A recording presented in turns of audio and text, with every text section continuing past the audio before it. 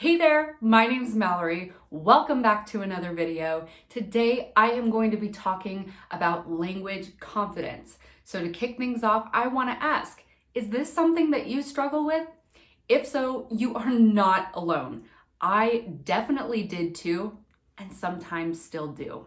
In this video, I am going to share what I did to reclaim my language confidence speaking French and share with you 3 tips that you can use to do the same in English or your target language.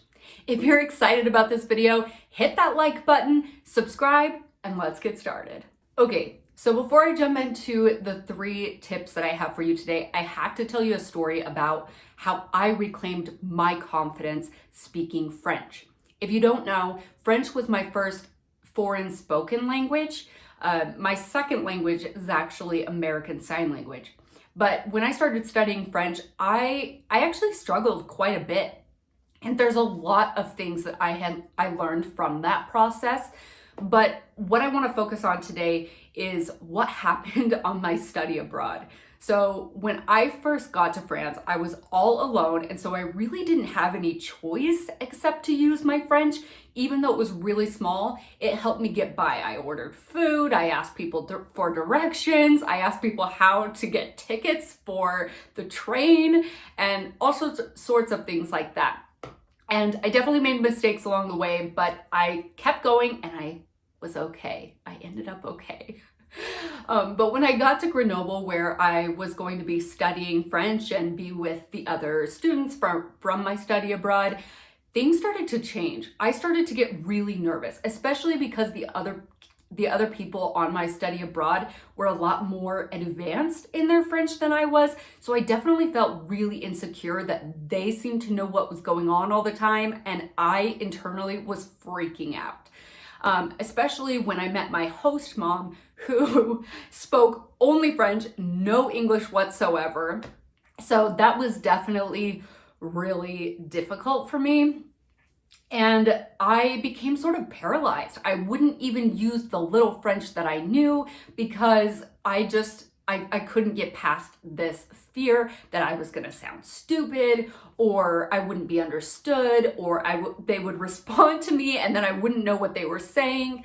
Anyway, that lasted for a little while. And then eventually I was out at a bar drinking with some of my friends from my study abroad, and I saw some French people throwing darts in this bar, okay? And there was this weird little part of me that was like, I want to throw darts, like that sounds fun. So I looked up on my phone how to say like, hey, can I try?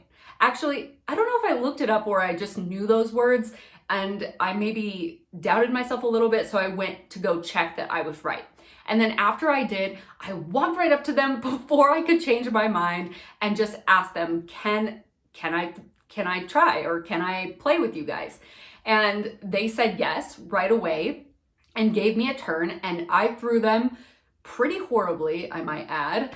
And then they asked me like, do you want to try again? And immediately I was like, nope, I'm good, I'm out of here. And they were like, are you sure? Because they were super nice. And I was like, no, I gotta go. So I left and they're like, okay, bye.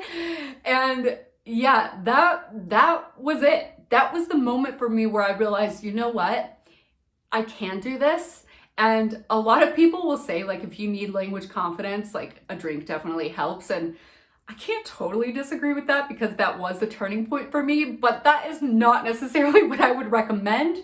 And after I started learning Spanish and talking to Spanish speakers, I did not need a drink in order to talk to them. So these are the 3 tips, or this is where I'm going to give you the 3 tips that you can use to overcome that language fear and speak with confidence. The first tip that I have for you guys is actually what I did in that bar. Put what you want to say in Google Translate and practice it in your head a couple of times. Now, this really works for me because that sort of solidifies the words, and then I have to go straight up to the people that I want to talk to and say it right away. Otherwise, I'm gonna forget. So Do not be afraid or do not be embarrassed to have to look up what you need to say and then go practice it, because that practice is what's going to help you overcome that fear of actually using your target language. The second tip that I have for you guys is to recenter yourself. So this is something I actually learned more when I was speaking Spanish. I learned to take 3 deep breaths before I used my Spanish, because this helped me get more into the present moment and remind myself that I can do this, that the more I use this language, the better I'm going to get. So take 3 deep breaths and remind yourself that everything's going to be okay. And also, if you need to, I do this too sometimes, repeat the mantra in your head: calm and relaxed. Calm and relaxed. You can do it in between those 3 deep breaths, and that will help you come to the present moment, settle your heartbeat, and jump in there when the time comes. Before I jump into the third tip, I really want to know, what is the hardest part about language confidence for you?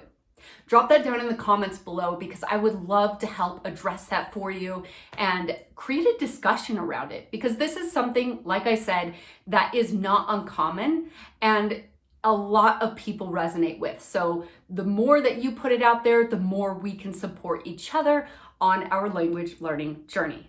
The third and final tip is something I've touched on a little bit, but want to go a little bit deeper on. And this is, do not think, just walk up and go, okay? Don't let those initial fears or thoughts get into your head and stop you from asking your question or saying what you want to say. That's the only way you're going to be able to practice. And remind yourself that using Google Translate is not bad. Okay? It doesn't make you weak. It doesn't make you less smart. It allows you to carry on a conversation when you don't know how to respond. So if you need to use it, just say 1 second, or learn how to say 1 second, or hold on in that language.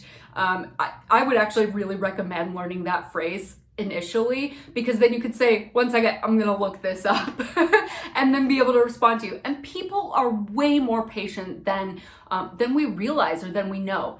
They will understand that you are learning a language and they want to be able to communicate with you too. So don't be afraid to do that. If you like this video, hit that subscribe button down below and the bell notification to get notified every time I post a new video about how to reach your language goals faster.